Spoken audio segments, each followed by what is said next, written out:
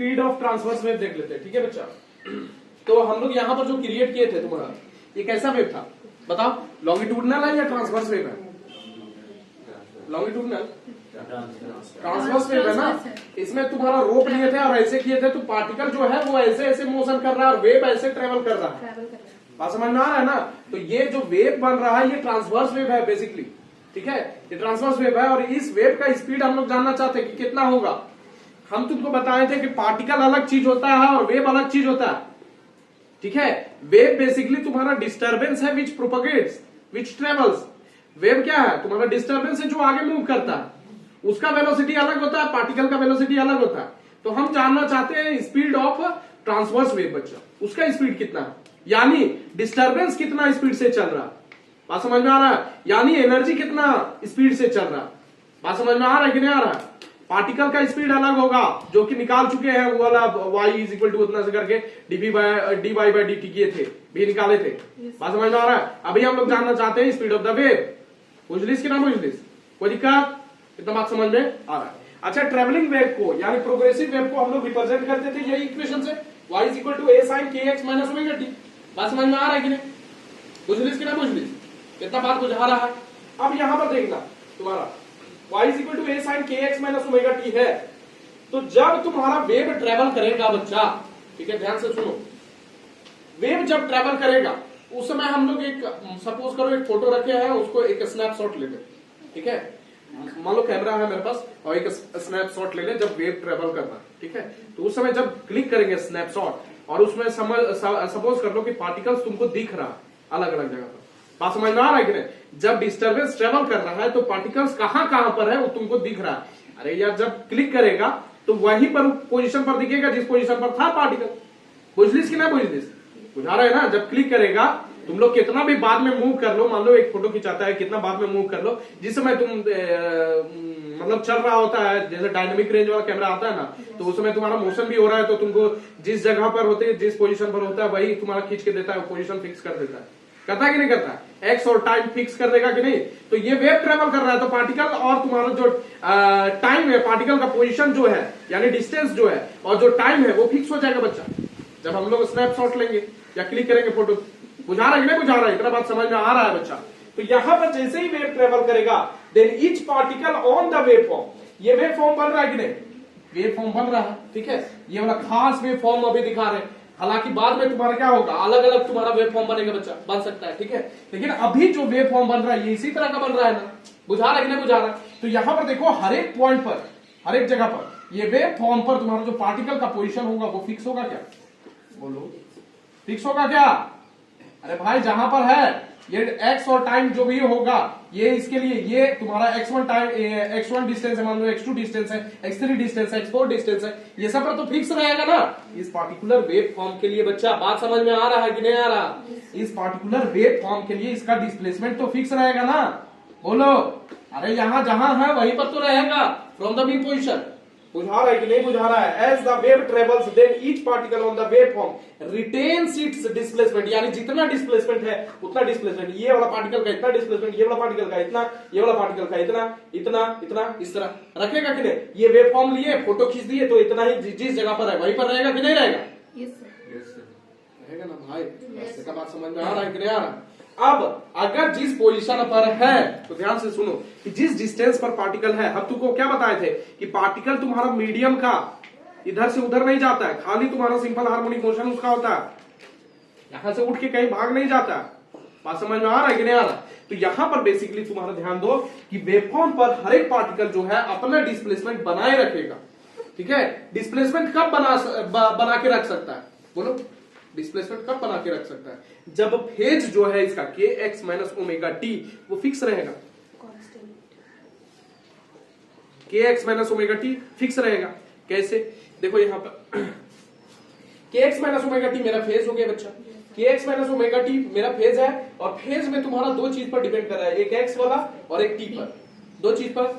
तो यहां पर हम तुमको जिस समय स्नैपशॉट लेने बोल रहे हैं या क्लिक करने बोल रहे हैं फोटो, उसमें डिस्टेंस x फिक्स होगा, हर एक पर्टिकुलर पार्टिकल के लिए फिक्स होगा, x फिक्स होगा, इसके लिए x1 मान लीजिए। कोई भी डिस्टेंस के लिए हम लोग खाली x लिए, x1 x2 x3 ना लेके x लिए बच्चा। बात समझ में आ रहा है ना। और कोई भी एक टाइप लिए जिस पर हम लोग क्लिक किए बच्चा, तो x और t फिक्स कर दिए, फिक्स किए ना, तब ना उसका डिस्प्लेसमेंट जहां पर था वहीं पर रहेगा। बुझा रहा है नहीं बुझा रहा है? ये x और t फिक्स कर दिए, इसका मतलब क्या, फेज फिक्स कर दिए कि नहीं? फेज नहीं बदल रहा है अभी, हर एक पार्टिकल का अलग अलग होगा, लेकिन वेव का जो फेज है तुम्हारा वो नहीं ना बदलेगा बच्चा। बात समझ में आ रहा है कि नहीं आ रहा? ये वाला तुम्हारा वेव फॉर्म पर हर एक पार्टिकल का तुम्हारे यहां पर जो है, this is possible only if kx minus omega T जो है यानी फेज रिमेन्स फिक्स। ठीक है, बुझलिस हर एक पार्टिकल का डिस्प्लेसमेंट तुम्हारा क्या हो जाएगा, अगर सेम रखना है फ्रॉम द मीन पोजीशन, तो हमको क्या करना पड़ेगा, kx माइनस ओमेगा टी को फिक्स करना पड़ेगा बच्चा। ठीक है, यानी फेज फिक्स करना होगा। बुझा रहा है कि नहीं बुझा रहा है? इतना बात बुझा रहा है? अरे x और t फिक्स करना पड़ेगा कि नहीं करना पड़ेगा? अगर x अलग अलग हो जाएगा तो डिस्प्लेसमेंट भी अलग अलग होगा ना बच्चा। बुझा रहा है कि नहीं बुझा रहा है? इतना बात ठीक है। तो हमको अगर वेवफॉर्म पर तुम्हारा ये फिक्स रखना है, किसको फिक्स रखना है, पार्टिकल का डिस्प्लेसमेंट फिक्स रखना है। ठीक है, तो तुम्हारा क्या करना पड़ेगा, फेज को फिक्स रखना पड़ेगा। बुझा रहा है कि नहीं बुझा रहा है? इतना बात, फेज को फिक्स रखेंगे, kx माइनस ओमेगा टी तुम्हारा क्या हो गया, फिक्स यानी कांस्टेंट हो गया बच्चा। ठीक, कोई दिक्कत? इतना बात समझ में आ रहा है? अब इसको क्या करते हैं, ये वाला इक्वेशन को हम लोग क्या कर देते हैं, डिफरेंशिएट कर देते हैं बच्चा। बात समझ में आ रहा है कि नहीं? इसको क्या करेंगे, डिफरेंशिएट कर देंगे। बुझलिस कि ना बुझलिस? इसको क्या करेंगे, डिफरेंशिएट करेंगे विथ रिस्पेक्ट टू टी। ठीक है, टाइम के रिस्पेक्ट में। तो क्या लिखेंगे यहां पर देखो, इसको डिफरेंशिएट करेंगे दोनों साइड, तो के तो मेरा कांस्टेंट हो गया। ठीक है, वेव नंबर जो बोल रहे हैं, और ये क्या हो जाएगा, dx अपॉन dt हो जाएगा। ठीक है, dx अपॉन dt लिखेंगे, कोई दिक्कत? बुझलिस कि ना बुझलिस? फिर लिखेंगे माइनस, ठीक है, omega dt upon dt, omega भी कांस्टेंट इधर। ठीक है, तो dt अपॉन dt लिखेंगे, कोई दिक्कत? अच्छा, कांस्टेंट का डिफरेंशिएशन 0 होता है बच्चा, तो 0 इधर लिख दिए। अब यहाँ पर dt अपॉन dt 1 हो जाएगा, ये वाला माइनस ओमेगा इधर जाएगा तो ओमेगा हो जाएगा। ठीक है, अच्छा यहाँ के dx अपॉन dt है, के उधर जाएगा तो ओमेगा बाय के होगा, और dx अपॉन dt क्या चीज होता है, v होता है बच्चा। ठीक है, बात समझ में आ रहा है ना? ये तुम्हारा क्या है, v speed of the wave है। ठीक है, ये v जो है ये स्पीड ऑफ द वेव है बच्चा। तो स्पीड ऑफ वेव तुम्हारा v यहां पर लिखेंगे v is equal to omega K. ये वाला बहुत इंपॉर्टेंट रिलेशन है, और ये वाला तुम्हारा पूछता है समटाइम्स। ठीक है, v is equal to omega K, तुम्हारा ये सब चीज दे देगा, ओमेगा दे देगा, के दे देगा, तो तुम्हारा क्या निकलेगा, तुम्हारा ओमेगा बाय के निकाल के यहाँ पर बैठा के स्पीड ऑफ द वेव निकल जाएगा बच्चा। और ओमेगा का वैल्यू हम लोग जानते हैं 2 पाई न्यू होता है कि नहीं होता? ठीक, अच्छा के का 2 पाई बाय लेमडा, तो 2 पाई कट गया, लेमडा ऊपर जाएगा, और v is equal to nu lambda होता है कि नहीं होता? यही वाला रिलेशन, ये अगर स्पीड ऑफ लाइट है, ये ट्रांसवर्स वेव ले रहे मीडियम वाला। ठीक है, स्पीड ऑफ लाइट है तो यहाँ c is equal to nu lambda लिखते कि नहीं लिखते?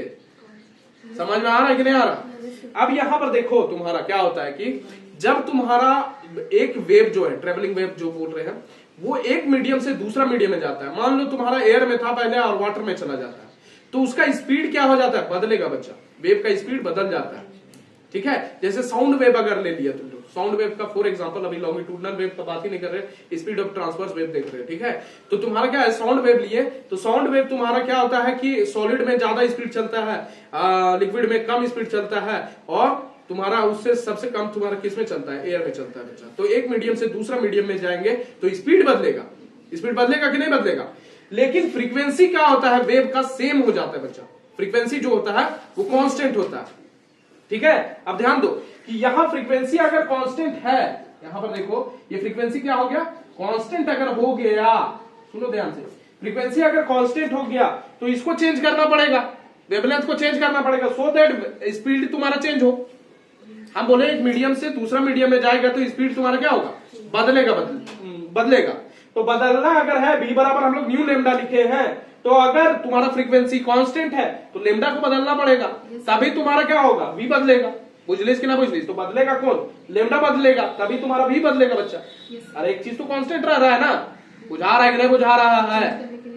अगर मान लो y is equal to 2x लिखा हुआ है, 2 तो मेरा कांस्टेंट है, तो x का वैल्यू बदलते जाएंगे, अलग अलग वैल्यू बैठाते जाएंगे, तब ना y तुम्हारा बदलते जाएगा। तो उसी तरह तुम्हारा भी बदल रहा है, स्पीड बदलेगा ही बदलेगा, तुम्हारा एक मीडियम से दूसरा मीडियम में जाएंगे तो। बुझलिस कि ना बुझलिस? ठीक, समझ में आ रहा है इतना बात की नहीं समझ में आ रहा है यार? स्लोवर मूव कर सकता है, फास्टर मूव कर सकता है, ये तो बात बता ही रहे तुम्हारा। ठीक है, तो ये स्पीड बदलेगा तो तुम्हारा ये फ्रीक्वेंसी क्या होगा, कांस्टेंट रहेगा, और इसको अगर ये कांस्टेंट है तो ये वाला बदलेगा, तो तुम्हारा v बदलेगा और लेमडा बदलेगा, लेकिन फ्रीक्वेंसी क्या रहता है, सेम रहता है। जब तुम्हारा वेव एक मीडियम से दूसरे मीडियम में जाता है बच्चा। बात समझ में आ रहा है कि नहीं आ रहा? बुझली से इतना बात बुझा रहा है? कोई दिक्कत है यहां तक? बोलो। तो ये तुम्हारा यहां पर स्पीड ऑफ ट्रांसवर्स वेव भी खत्म होता है। ठीक है, आगे एक क्वेश्चन हम लोग देख लिया जाए, टाइम। ठीक है, अच्छा ठीक है,